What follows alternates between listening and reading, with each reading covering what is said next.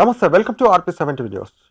బండారుపల్లి గ్రామంలో జరిగిన ప్రజాపాలన కార్యక్రమానికి ముఖ్య అతిథిగా హాజరైన పంచాయతీరాజ్ శ్రీ శిశు సంక్షేమ శాఖ మంత్రివర్యులు డాక్టర్ దనసరి అనసూయ ఈరోజు మూలుగు మండలంలో బండారుపల్లి గ్రామం గిరిజన భవన్లో జరిగిన ప్రజాపాలన కార్యక్రమానికి ముఖ్య అతిథులుగా హాజరై ప్రజాపాలన కార్యక్రమాన్ని ప్రారంభించిన పంచాయతీరాజ్ శ్రీ శిశు సంక్షేమ శాఖ మంత్రి వర్యులు డాక్టర్ సీతక్ ఈ సందర్భంగా రాష్ట్ర మంత్రి మాట్లాడుతూ ప్రజల సంక్షేమం అభివృద్ధి దిశగా ప్రభుత్వం చేపట్టిన 6 గ్యారంటీలకు అర్హులైన ప్రతి ఒక్కరికి అందించి విజయవంతం చేసే విధంగా అందరూ సమిష్ట కృషి చేయాలని సూచించారు.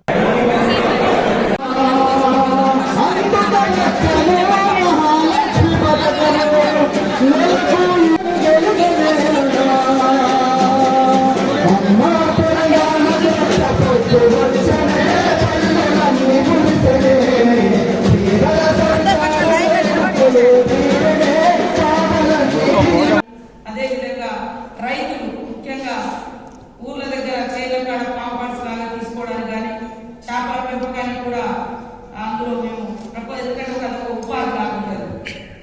ఒక 5-6 రైతులు కలిసి కూడా ఒక పెద్ద గుంటలాగా దొరుకుతుంటే అలా ఫిషరీస్ కూడా చేయడానికి. అదేవిధంగా చాలా ఊళ్ళలో అంగన్వాడీ బిల్డింగ్స్ లేక పిల్లలు ఆరుబయటనే ఉంటా ఉన్నారు. మేజర్గా మరియు కలెక్టర్ గారికి సంబంధిత ఎడ్యుకేషన్ అధికారులు కానీ ఇక్కడ పోలీసు అధికారులు వాళ్ళ దృష్టిలో కూడా ఎక్కడెక్కడైతే మీకు ఏమైనా ప్రాబ్లం అంటే నా దృష్టికి తీసుకురాని తప్పకుండా వాటన్నింటినీ సరి చేసుకొని స్కూల్ ప్రాంగణంలో ప్రైమరీ స్కూల్ ప్రాంగణాలలోనే అంగన్వాడీ సెంటర్లో పెడితే కొంచెం కలగాలంటారు. ఈ స్కూల్కి ఏమో 5 పిల్లలు వస్తారు, అక్కడ ఒక టీచర్ కన్నా వాళ్ళు బిక్కుమంటారు. అట్లా కాకుండా అంగన్వాడీ సెంటర్ ఇది అది 2 దగ్గర ఉంటాయి. ఈ పిల్లలు ఆ పిల్లలు మంచిగా ఆడుకోవడానికి కానీ స్కూల్లో టీచర్ ఒకరోజు టీచర్ మిస్ అయిన అంగన్వాడీ సెంటర్ ఆయా ఉంటారు. ఇవన్నీ కూడా బాగుంటాయని ఇప్పుడు వచ్చేటువంటి కూడా అంగన్వాడీ బిల్డింగ్స్ కూడా పెద్ద ఎత్తున ఇవ్వడానికి మేము నిన్ననే మీటింగ్ లో నిర్ణయించుకోవడం జరిగింది. దాదాపుగా పాప సర్పంచ్ కూడా చాలా చోట్ల వర్క్ చేసి పెండింగ్ లో ఉన్న 700 కోట్లు గతంలో ఇవ్వకుండా ఆగిపోయినటువంటి పరిస్థితి ఉంది. వాటన్నిటిని కూడా చేయడం జరుగుతుంది. జీతాలు కూడా సెల్ఫ్ ఉద్యోగులు కావచ్చు, లేకుంటే టెక్నికల్ ఫీల్డ్ అంటే ఎన్ఆర్జీఎస్ వర్కర్స్ కావచ్చు, వాళ్ళే కూడా నిన్ననే 4,000 కోట్ల రూపాయలను రిలీజ్ చేసేందుకు కూడా మరి చేయడం జరిగింది. ఫీల్డ్ అసిస్టెంట్ అవన్నీ 3 నెలల నుంచి కూడా పెండింగ్ ఉండడం. ఇవన్నీ కొన్ని ఇబ్బందులు ఎదుర్కొంటున్నప్పటికీ ప్రజల యొక్క అవసరాలు, ప్రజల యొక్క జీవన ప్రమాణాలు మరి ఉద్యోగులకు కూడా ఎప్పుడో నెలాఖరులో కాకుండా నెక్స్ట్ మంత్ నుంచి తొందరగా సాలరీస్ ఇస్తారు.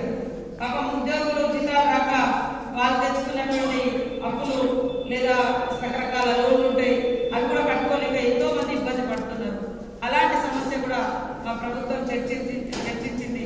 సీఎం గారు కూడా ఇవి వీలైనంత తొందరగా 2-3 తారీఖు నుంచి 5 లోపు జీతాలు వేసేటట్టుగా కూడా నిర్ణయం తీసుకోవడం జరిగింది. కాబట్టి ఉద్యోగులను మేము సంతృప్తి పరుస్తాం, ఉద్యోగులు ప్రజల్ని సంతృప్తి పరచాలి. అది ఎందుకంటే ఉద్యోగులు అసంతృప్తి ఉంటే వాళ్ళ మైండ్ అంతా వాళ్ళ కుటుంబాల మీద ఉండి అయ్యో ఈ నెలకులా ఆ నెలకులా వాళ్ళ డిసప్పాయింట్మెంట్ ఉన్నారు. ప్రజలు వచ్చిన వాళ్ళ మీద వాళ్ళ చిరాకు కూడా కనబడుతుంది. కాబట్టి మీరు పీస్ఫుల్గా ఉండండి, శాంతియుతంగా మంచి మనసుతో ఉండండి, ప్రజలకు కూడా మంచి మనసుతో సేవ చేయాలని కోరుకుంటూ ఖచ్చితంగా రాబోయేటువంటి మహాజాతరను దృష్టిలో పెట్టుకొని పత్రికా మీడియా సోదరులు కూడా మాకు మీ దృష్టికి వచ్చినటువంటి సమస్యలు, ఇబ్బందులు కూడా మా దృష్టికి తీసుకురాలి. అందరం కలిసి జాతరను విజయవంతం చేసుకోవడంతో పాటు ఈ నియోజకవర్గాన్ని కూడా అన్ని రకాలుగా అభివృద్ధి చేసుకుంటూ మీ ఉద్దేశంలో ఇంకా ఇలాంటి పథకాలు వస్తే బాగుంటుంది. మేము ఇప్పుడు ఒక వేరే కంపెనీస్ తో కూడా ప్రైవేట్ గా కూడా మాట్లాడుకొని కలెక్టర్ గారు, ఎస్పీ గారు మేమంతా తీసుకొని డిజిటల్ క్లాసెస్ కూడా ఏర్పాటు చేయడం కోసం ఈరోజు ఒక చిన్న మీటింగ్ కూడా పెట్టుకుని ప్రతి స్కూళ్లలో 300 మెంబర్స్ ఉన్న దగ్గర 200 స్టూడెంట్స్ ఉన్న దగ్గర కొద్దిగా స్ట్రెంత్ ఎక్కువ ఉన్న కాడ డిజిటల్ క్లాస్ రూమ్స్ కూడా ఏర్పాటు చేయాలని నిర్ణయించుకోవడం జరిగింది. దానికి సంబంధించి కూడా రేపెల్లుండి ఒక ప్రణాళికను కలెక్టర్ గారు రెడీ చేయడం జరుగుతుంది. ఈ ప్రాంతం వెనుకబడినటువంటి ప్రాంతంగా కాకుండా అన్ని ప్రాంతాలను మరి దాటుకొని